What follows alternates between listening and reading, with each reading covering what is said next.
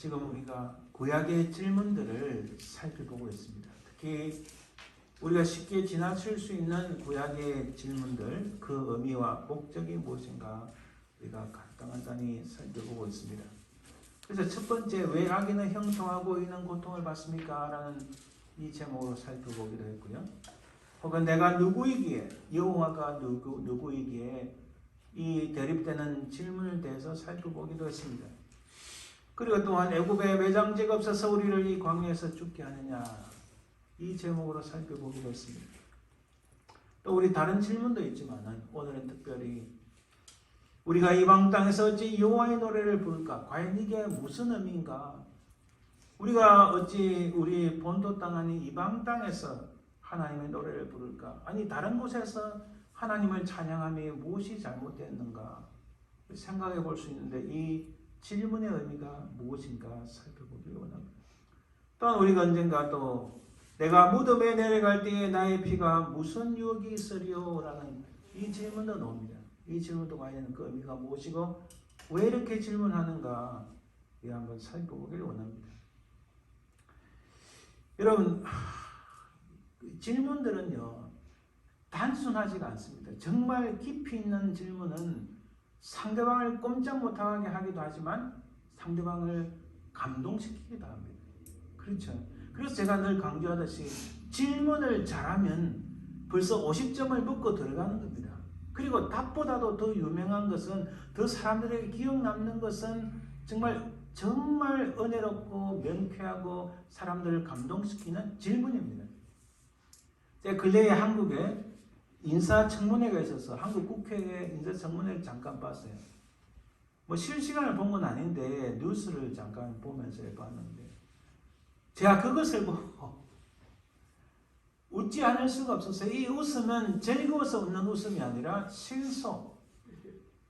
정말 어리석고 어떻게 저런 사람들이 한국의 국회의원이 되었는가. 이거 기록되면 안 되는데 제가 볼 때는 틀림없이 부정선거로 되면 틀림없습니다. 여전히 그들은 부정선거에 의심이 많게 돼요. 끊임없는 증거가 나오고 있습니다.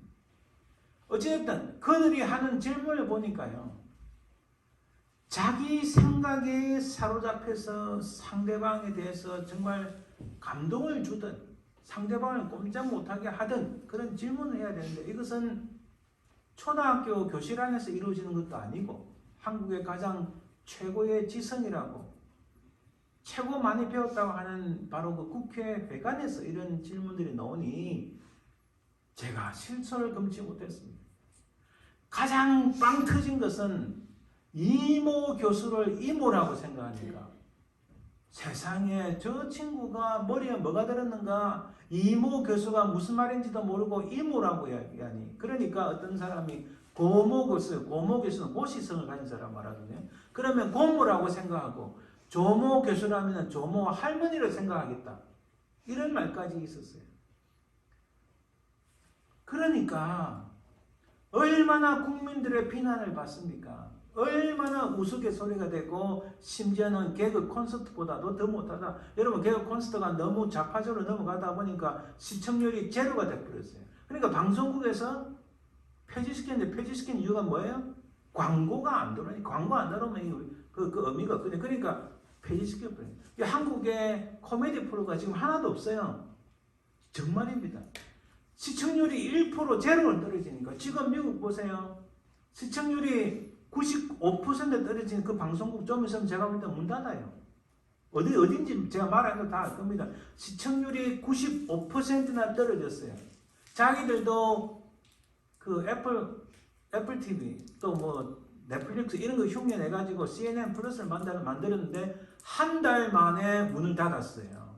왜? 사람들이 가입을 안 하고 그 방송을 안 보니까 돈만 몇억 달러 날린 거예요. 아주 어리석은 사람들.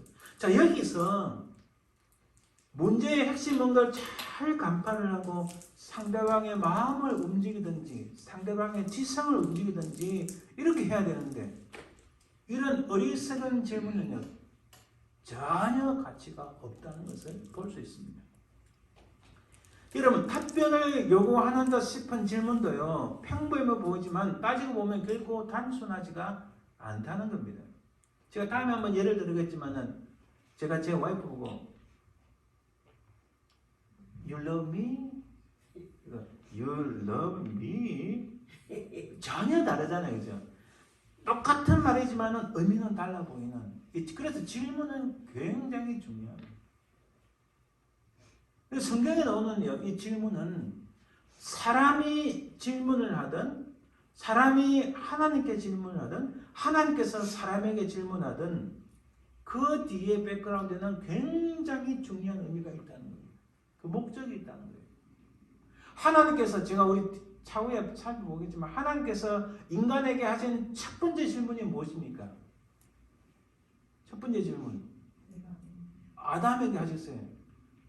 아담아, where are you? 너 어디에 있니? 그냥 흥미롭게 우리 아이들 주일학교 아이들 가르치기 위해서 예, 아담아, 너 어디에 있니? 이게 아니라는 거예요. 이것은 굉장히 중요한 하나님의 첫 번째 질문인데 그 뒤에 하나님의 의도를 알아야 된다는 거예요. 그래서 성경에는 이 질문들이 사실 단순하지가 않다는 거예요. 하나님께서 가인에게 하신 질문, 내가 어디 있느냐 하는 것은 하나님께서 이미 답을 알고 계셨음에도 질문이라는 수단을 통하여 아담 자기 자신이 깨닫기를 원하는 거예요. 자기가 무슨 일을 했는지 그걸 깨닫기를 원하신 거예요. 성경에 그런 질문이 많이 나옵니다. 이 질문은 바로 눈앞에 있는 그 어떤 문제 울타리를 넘어서서 모든 인간에게 물으시는 이 실존적인 질문. 너가 지금 어느 자리에 서 있느냐? 아마 이 질문은 저한테도 평생에 따라다니는 질문이었던 것 같아요. 오늘 본문에 들어갔어요.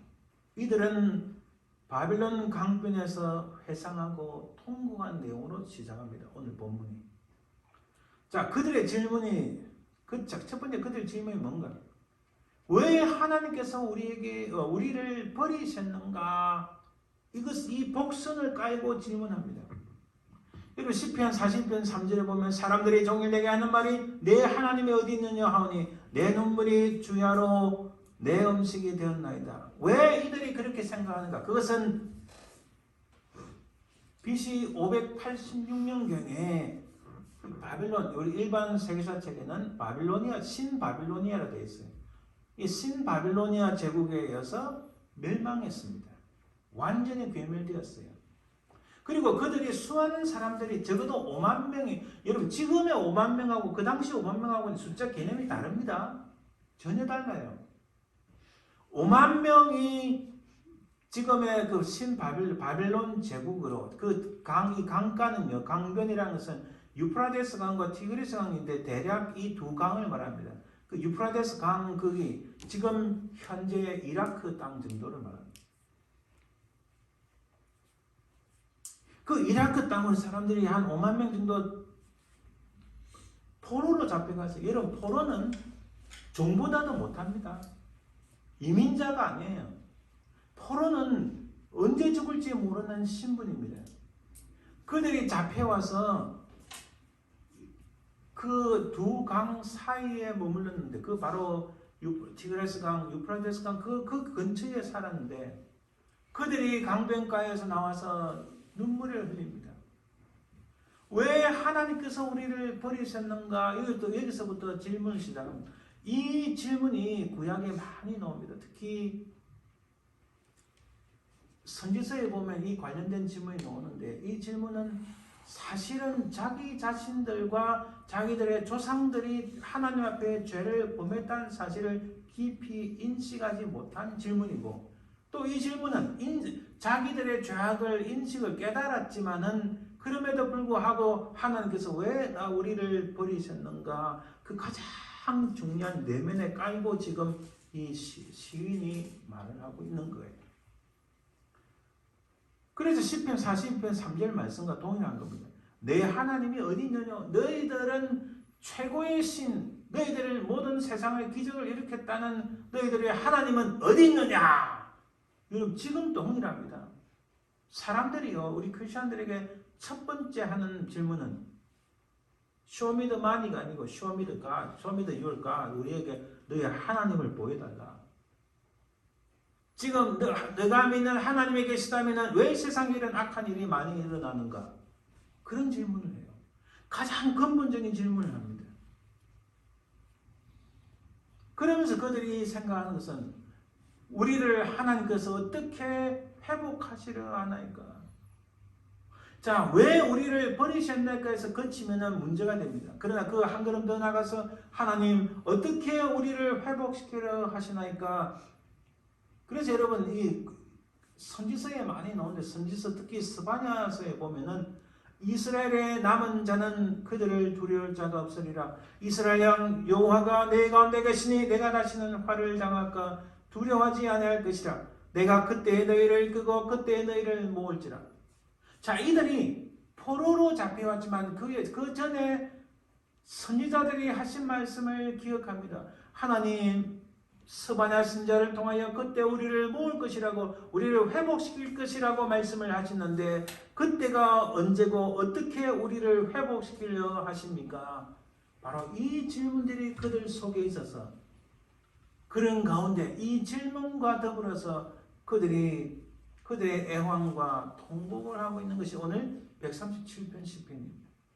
1절에 봅시다. 우리가 바벨론의 여러 강변 거기에 앉아서 시온을 기억하며 울었도다. 우리가 앉아서 울었도다 라고 말씀합니다. 어디서요? 바벨론의 여러 강변, 아까 말씀드렸죠. 티그리스 강, 유프라데스 강 그 근처에 앉아서 시온을 기억하며 울었도다. 여러분 오늘 제가 그 주보 칼럼에 오면 무엇을 기억하십니까? 라고 물었는데 기억이라는 것은 굉장히 중요합니다. 사람이 모든 것을 기억할 수는 없어요. 우리 인간에게는 망각, 잊어버린다는 게 있기 때문에 살 수 있습니다. 우리가 모든 것을 기억했다 한다면 사람이 살기가 너무 고통스러울 거예요. 하나님께서 다행히 우리에게도 망각이라는 것을 주셨어요. 잊어버린다는 것을. 그러나 하나님께서 우리에게 말씀하실 때 특히 성경에서 말씀하실 때 기억하라고 분명히 말씀합니다. 구약에서 신약에서 끊임없이 하나님 우리에게 말씀하시는 바는 기억하라고 말씀하시는 거예요. 주님께서 마지막 만찬하시면서 바로 이것을 기념하라는 기념이라는 것은 제가 이전에 말씀드렸듯이 기억하라는 말씀이죠. 이것을 기억하라라고 말씀. 그것은 예수 그리스도께서 십자가에서 우리 모든 죄악들을 담당하시어 물과 피를 다 흘리시는 그 모습을 기념하라는 것은 기억하라는 말씀입니다. 자, 이들이 시온을 기억했다. 시온이라는 것은 결국은 눈으로 보이는 것을 말하자면 예루살렘이고 신앙적으로 말하자면 이것은 하나님 나라입니다. 예루살렘을 기억하면서 그의 날 하나님께서 우리에게 이 땅을 주셨는데 하면서 그들이 앉아서 울었다라고 말을 합니다. 여러분 여기서 앉아서 울었다는 것은 대성통곡했다는 겁니다. 너무나 가슴이 아파서 엉엉 우는 대성통곡을 했다는 말씀이에요. 그리고 기억하며라는 말씀은 회상과 후회, 회상과 통곡의 이 연속선상에서 계속 이어진다는 것이에요. 하나님께서 우리에게 이 예루살렘 아름다운 이 땅을 주셨는데 우리의 조상들이 어떻게 살았는가? 우리는 어떻게 살았는가? 우리가 하나님 앞에서 큰 죄악을 범했다. 우리가 하나님께 돌아가고 하나님 말씀하신 바를 그대로 따라가야 되는데 우리는 어떻게 했는가? 이것을 끊임없이 후회하고 회한을 가지고 통고하는 그 모습이라는 사실입니다. 이런 가운데 2절에 이렇게 말씀합니다. 그 중에 버드나무에 우리가 우리의 수금을 걸었나니, 수금이라는 것은 악기를 말합니다. 이 수금을, 악기를, 자신들의 악기를 버드나무에 걸어두었다 이렇게 말씀합니다. 자, 이 걸었나니는 사람을 처형할 때 매다는 동사입니다. 다른 성경을 살펴보면요, 제가 다 일일이 성경 하나 찾아볼 수는 없지만 다른 성경 신명기서나 특히 여호수아서 이런 구약을 보면은 걸었다는 것은 목매달아 걸었다는 거예요. 사람을 처형할 때 쓰는 단어예요. 근데 그 사람을 처형할 때 쓰는 바로 이 단어를 써서 우리의 악기들을 하나님을 찬양하는 우리의 악기들을 버드나무에 목매달아 없애버렸다는 이런 뜻이에요. 그들의 심정이 얼마나 고통스러운지 알 수 있습니다. 하나님 왜 우리를 버리셨습니까? 로부터 시작해서 어떻게 우리를 회복하실 것입니까? 라고 생각한 이 질문이 머리를 스쳐 지나가면서 우리가 앉아서 통곡하며 울었다라고 말합니다. 그러면서 그들이 기뻐서 하나님을 찬양하고 즐거운 일이 있을 때, 감사가 있을 때 찬양하던 그 악기들을 몽땅 목매다 죽이듯이 버드나무에 걸어서 이 악기들을 완전히 포기했다. 이 악기들을 죽여버렸다. 이 정도로 심정을 토로하며 말씀합니다. 수검이 마치 처형을 당한 것처럼 시인의 마음과 바빌론 포로 잡혀온 이들의 마음을 표현한 겁니다. 그런데 이들이 왜 애통하며 통곡하는가? 그 이유가 무엇인가? 오늘 말씀 3절에 보면 이렇습니다. 이는 우리를 사로잡은 자는 바빌론 제국입니다. 거기서 우리에게 노래를 청하며 우리를 황폐하게 한 자가 바로 바벨론 제국, 바벨론 사람들입니다. 기쁨을 청하고 자기들을 위하여 시온의 노래 중 하나를 노래하라. 자, 그런 우리를 멸망시킨, 우리를 황폐하게 한 자, 우리를 사로잡힌 자, 그들이 우리에게 요청을 하는데, 우리에게 요구를 하는데, 우리가 늘 부르던 시온의 노래 중 하나를 그들을 위하여, 자기들을 위하여 노래하라 하니까 못 견디는 거예요. 힘든 거예요.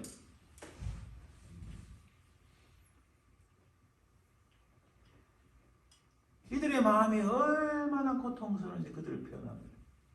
자, 이런 가운데 여러분, 노래하다. 이 말은요, 좀 히브리어를 제가 가져왔는데, 히브리어 오른쪽에서 왼쪽 씁니다. 다바르 쉬르라. 이것은 노래 가사 뜻입니다. 이 말은요, 너희들이 예를 들어서 너희들이 예배를 드릴 때 하나님을 찬양할 때는 그 노래를 가지고 우리를 위해서 불러라. 이 말은 내 하나님 어디 있느냐? 이제는 너희들 찬양을 받아줄 하나님은 없어.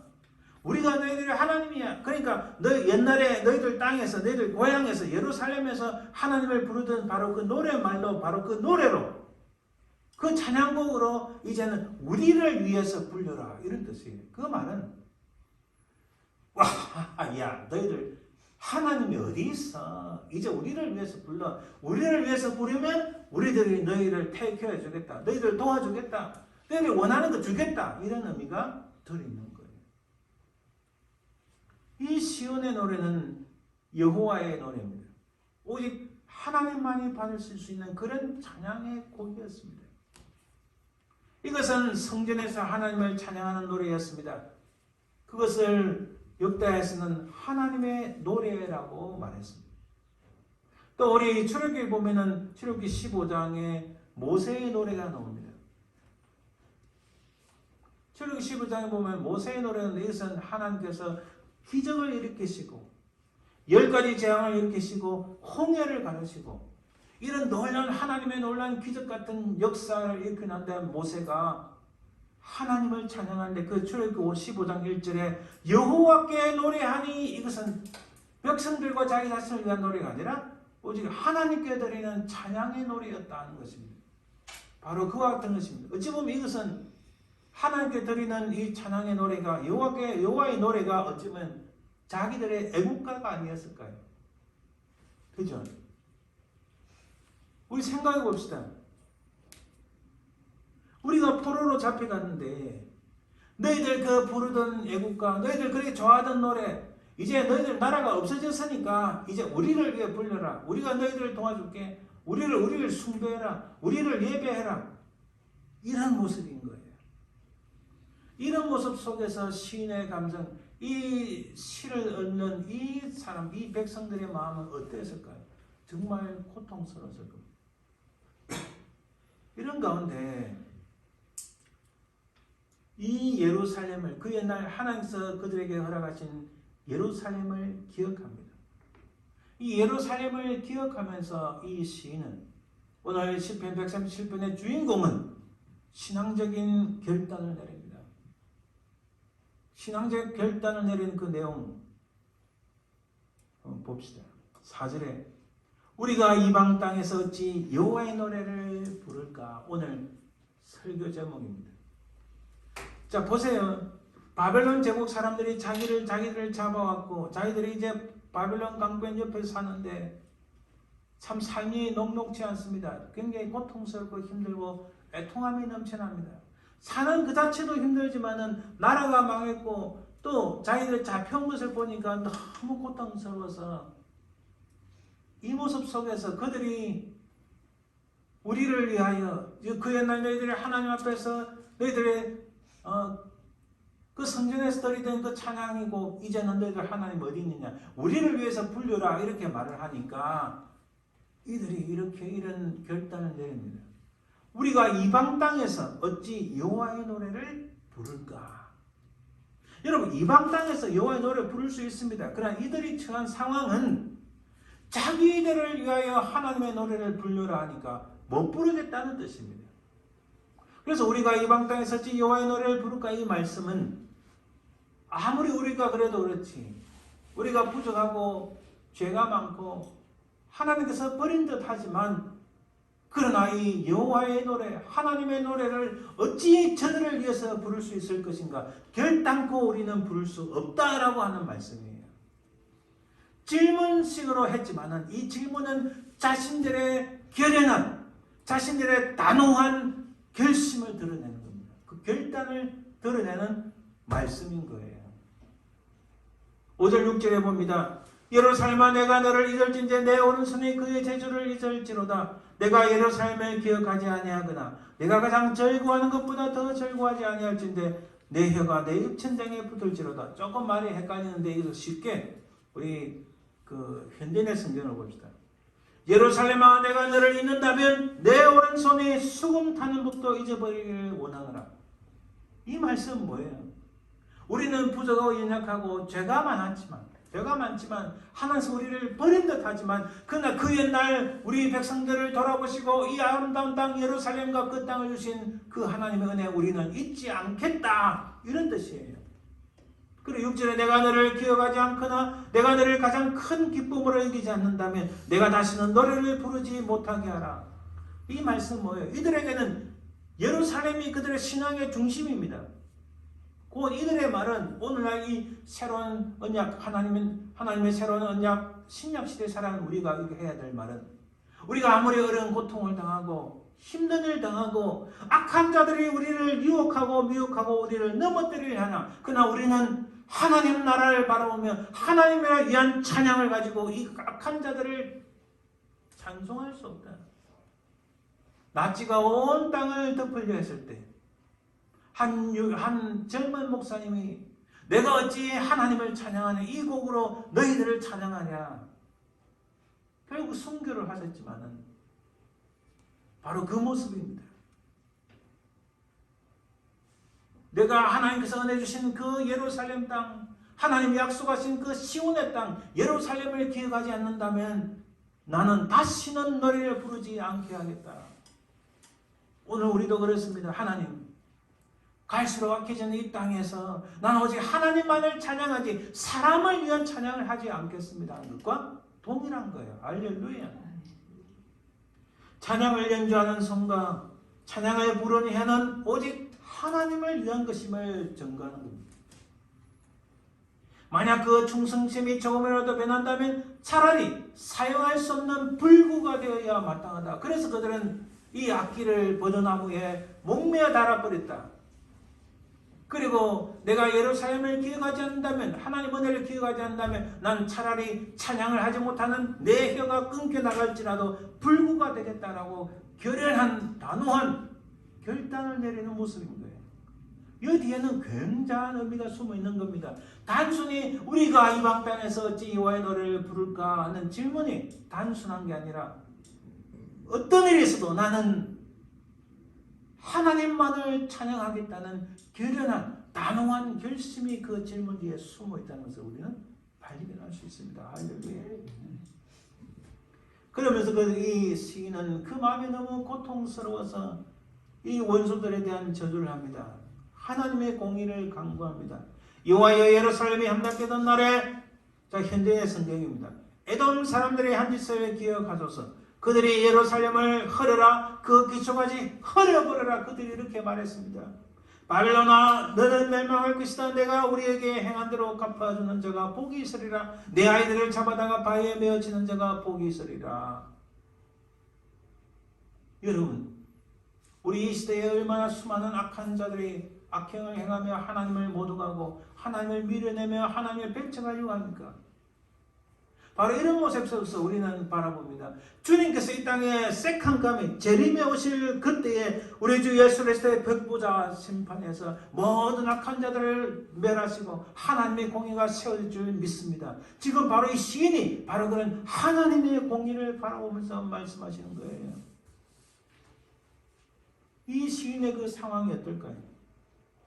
시인을 포함한 유다 백성들은 모든 것을 잃었습니다. 국가도 재산도 가족도 미래도 아무것도 없는 상황입니다. 여기서 그들의 부르는 노래가 무엇입니까? 사실은 아무것도 없어요. 노래 부를 수 있는 조차 그것도 없습니다. 그러나 그럼에도 불구하고 그들이 잃어버리지 않은 한 가지가 있었습니다. 그것은 하나님의 것을 그렇게 구별하는 순수한 믿음이었습니다. 이 찬양은, 이 노랫말은 그들은 아까 말씀드린 히브리 단어 받았듯이 그는 노래 가사란 뜻인데 그 하나님을 위하여 찬양하고 노래 부르던 그것을 통하여 내가 저를 위하여 부르지 않겠다, 사람을 위하여 부르지 않겠다, 권력자를 위하여 부르지 않겠다고 단호하고 결연하게 결단을 내리는 모습입니다. 이들은 하나님의 것을 그렇게 구별하는 순수한 믿음이 있다는 사실을 우리는 발견합니다. 할렐루야. 하나님의 그 여호와의 노래를 자신의 목숨을 걸어서라도 지키겠다는 이 신앙적 결단과 자존심이 있었습니다. 여러분, 우리의 노래는 무엇입니까?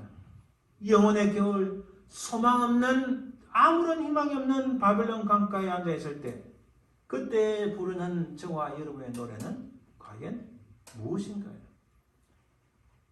시편 30편에 이렇게 말씀합니다.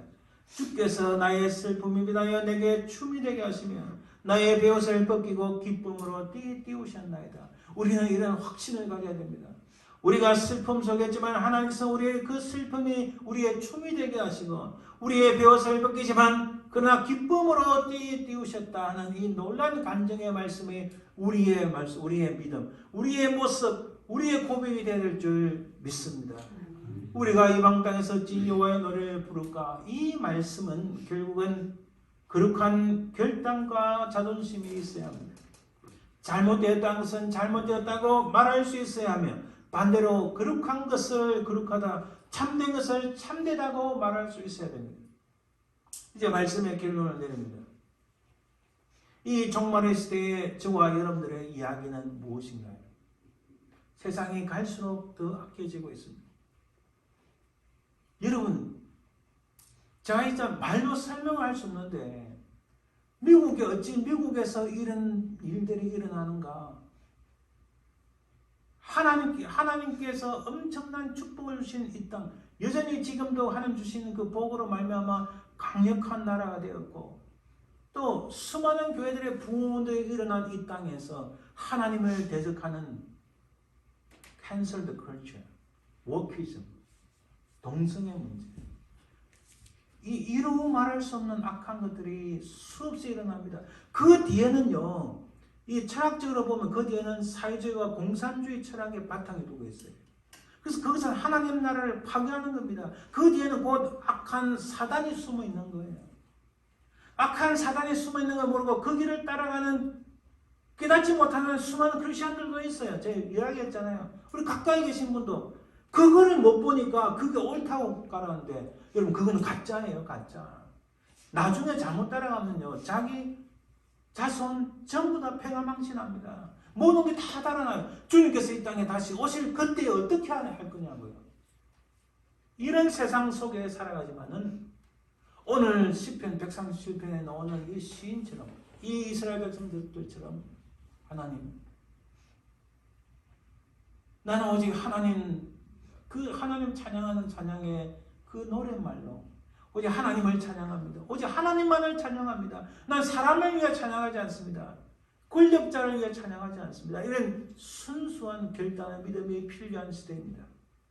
하나님이 이 세상에 어떻게 흘러가든 우리가 고통을 당하고 어려움에 처한다 할지라도 난 오직 주님만을 따라갑니다. 지금까지 이곳까지 인도하신 하나님의 그 크신 은혜를, 그 경험을 바탕으로 다시 이 땅에 오실 주님을 향해서 바라보며 과거에 우리를 베풀어 주신 그 은혜를 붙잡고 이 땅에 다시 오실 주님의 그 주님의 은혜를 다시 붙잡고 그 속에 하나님의 우리를 향한 하나님의 언약적인 사랑을 기억하며 믿음으로 승리하시는 저와 여러분들 되시기를 주님의 이름으로 축원드립니다. 아멘. 기도합니다.